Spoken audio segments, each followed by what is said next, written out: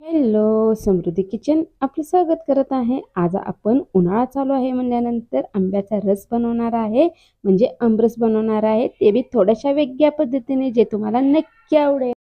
तर मग ही रेसिपी पाहायला मिस करू नका. आणि जर समजा रेसिपी व्हिडिओ जर तुम्हाला आवडला तर माझ्या समृद्धी चॅनलला लाईक, शेअर आणि सबस्क्राईब करायला विसरू नका.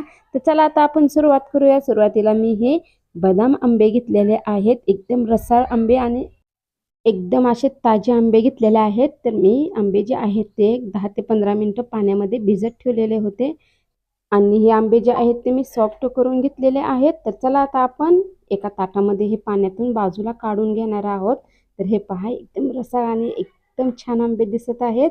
चला आता आपण ह्याचाच रस बनवणार आहे, ते पण थोड्या वेगळ्या पद्धतीने.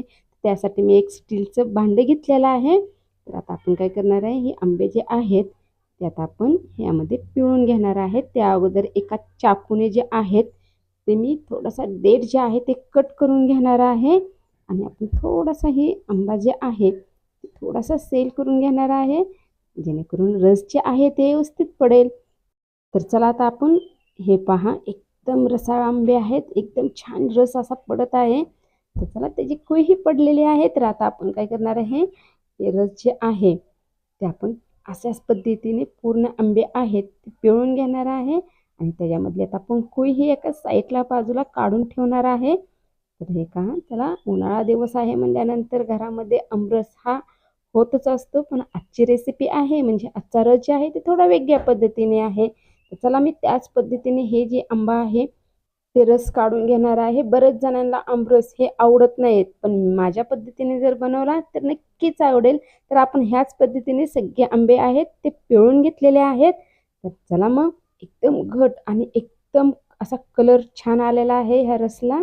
तर आता ही पूर्ण आंबे जे आहेत ते आपण पिळून घेतलेले आहेत, म्हणजे रस काढून घेतलेला आहे. तर त्यातली कोई पण आता आपण बाजूला काढून ठेवणार आहोत.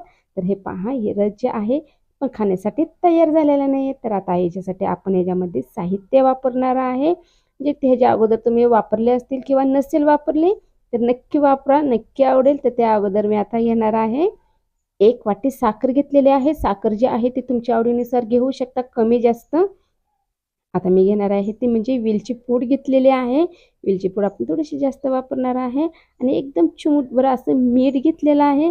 मीठ घेतल्यानंतर लगेच त्याच्यामध्ये आपण जायफळ घेणार आहे. जायफळ जे आहे ते किसून घेणार आहोत. जायफळमुळे एकदम सुगंध असा येतो आणि आमरस ही एकदम टेस्टी होतो, त्यामुळे आपल्याला जायफळ वापरायचं आहे.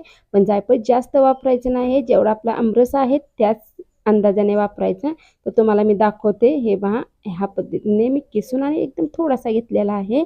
तर आता पूर्णपणे तयार झालेलं नाही. आता 1 चमचा यामध्ये आपण गावरान तूप वापरणार आहे.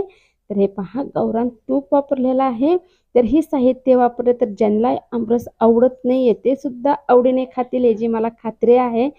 तर आपण याच्यामध्ये साहित्य आहे ते पूर्ण सगळे वापरलेले आहेत. तर आता आपण हे आमरस जे आहे त्याच्यामध्ये साखर विरघळली पाहिजे, विलायचीचाही सुगंध आला पाहिजे आणि जायफळचा आणि तुपाचा पण, आणि मिठाने एकदम टेस्टी होतं. तर खाण्यासाठी पूर्ण तयार झालेला आहे. तर आता मी थोडासा चेक करून बघणार आहे की कसा झाला आहे. तर एकदम टेस्टी झाला आहे. तर एका बाउलमध्ये आपण काढून घेऊया. तर हे पहा, रसाळ आंब्याचा आमरस तयार झालेला आहे.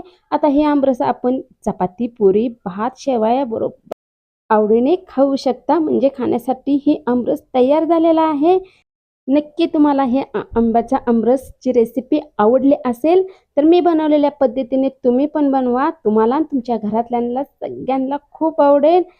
आंब्याचा रस थोडा वेगळ्या पद्धतीने, मग नक्की तुम्ही हे मी बनवलेल्या पद्धतीने बनवा. कमेंटमध्ये नक्की सांगा व्हिडिओ रेसिपी आवडली का नाही. आणि जर आवडली असेल तर माझ्या समृद्धी चॅनलला लाईक, शेअर, सबस्क्राईब करा आणि व्हिडिओ पाहिल्याबद्दल आभारी आहे. धन्यवाद.